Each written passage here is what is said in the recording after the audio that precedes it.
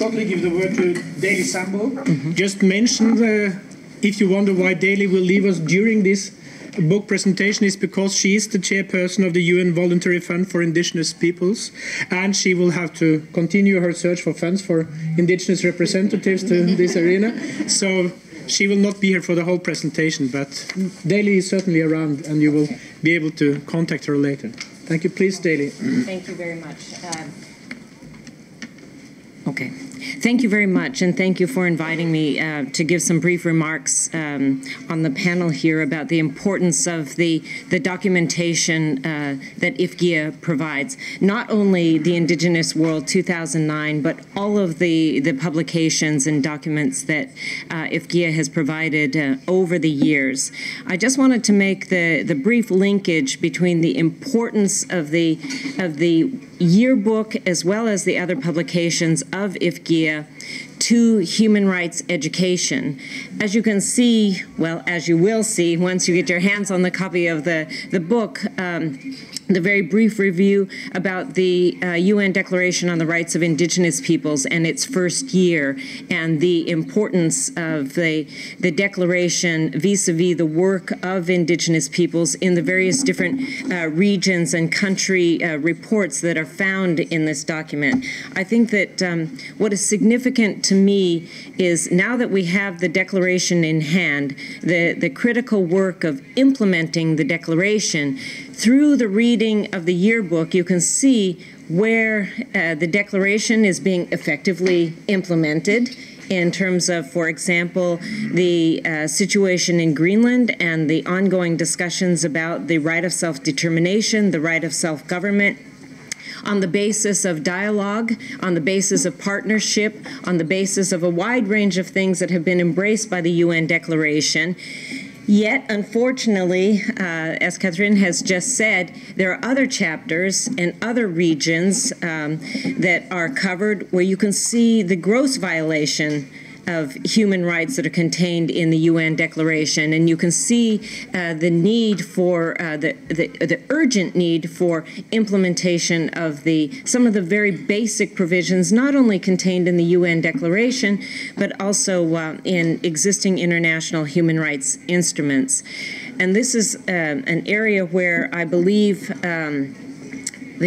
the documentation, as well as the reality of the UN Declaration on the Rights of Indigenous Peoples, can help to further the jurisprudence that will ultimately emerge in terms of the questions facing Indigenous peoples within the human rights treaty bodies and their interpretation of the existing human rights instruments. They now have, as we've argued in the past, even when the declaration was in draft form, now that it has crystallized and become an actual UN declaration, the treaty bodies now have something affirmative to hold up against as a backdrop to the questions being put to them in the context of Indigenous peoples. The declaration has now provided a very specific cultural context for interpretation, and through publications like the IFGIA yearbook, I think that it can be a resource as well in untangling some of these issues as far as the human rights treaty bodies are concerned. As Catherine has mentioned as well, I think that the yearbook, as well as IFGIA's other publications, also contribute to the Universal Periodic Review in terms of informing people about actual conditions, especially when they are offered by Indigenous authors who know the issues intimately and have potentially themselves been the subjects or the victims of human rights violations at the hands of governments. I think my main point this morning is the continuing need for human rights education within our own Indigenous communities. Obviously, there are hundreds now, even thousands of Indigenous peoples who come to the Permanent Forum on Indigenous issues. Yet at the same time, we have to recognize that not everyone can attend. I mean, for example, the UN Voluntary Fund received 686 applications from Indigenous peoples around the world. We could only support 100 or so. This means that within Indigenous communities around the world, they don't have access and they don't have the opportunity to travel to New York or Geneva, hence the increasing importance of documentation and publications in order for them to become aware of what's happening in other regions of the world, and that through the publications and also an update on what's happening in terms of implementation of the UN Declaration,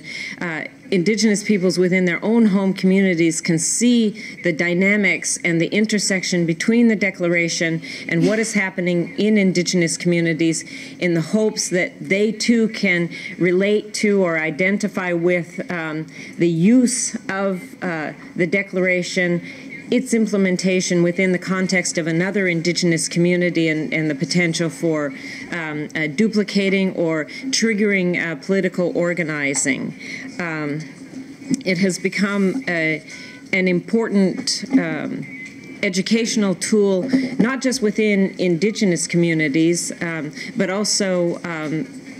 in academia, in universities such as the University of Alaska Anchorage in the Political Science Department, where I teach a course on tribes, nations, and peoples, looking specifically at Indigenous peoples. I point many of my students to the publications of IFGIA. I think I would like to close with the remark, and this isn't an advertisement for the UN Voluntary Fund, but the fact that the beneficiaries themselves can utilize the publications and the yearbook in preparation for their participation in activities like the Permanent Forum, as well as the expert mechanism, potentially to the human rights treaty bodies themselves, as well as the work of the special rapporteur. That those who are supported, for example, by the Voluntary Fund, can turn to publications like IFGIA's work and utilize it in preparation for their participation, as well as in follow-up in terms of what they do to disseminate information further within their Indigenous communities once they return home from the mechanisms that we